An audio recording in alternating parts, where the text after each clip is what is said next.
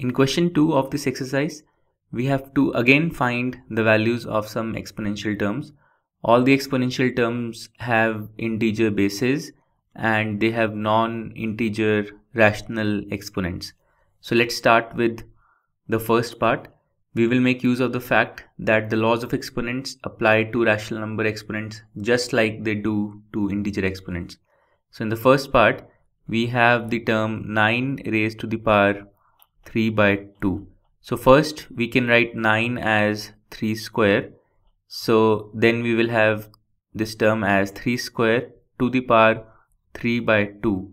Now we can make use of the law of exponents a to the p to the q. So a to the power p to the power q is a to the power p into q. So the two exponents basically multiply. So here we will get 3 to the 2, 3 to the power 2 to the power 3 by 2 can be written as 3 to the power 2 into 3 by 2, and 2 into 3 by 2 is 3. So this becomes 3 to the power 3 or 27. So 27 is the answer to the first part, is the value of the first term. Now let's go to the second term. In the second term we have 32 raised to the power 2 by 5. Now I can write 32 as 2 to the power 5, and then I'll have 2 to the power 5 to the power 2 by 5. Again the exponents will multiply and we'll have 2 to the power 5 into 2 by 5. Now 5 into 2 by 5 is 2.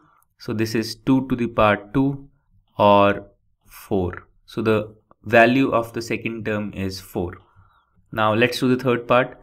In the third part we have 16 raised to the power 3 by 4. 16 can be written as 2 to the power 4.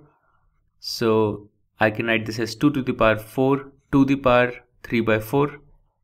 And again the exponents will multiply. So I will get 2 to the power 4 into 3 by 4. Now 4 into 3 by 4 is 3. So this is 2 to the power 3 or 8. So the value of the third term is 8.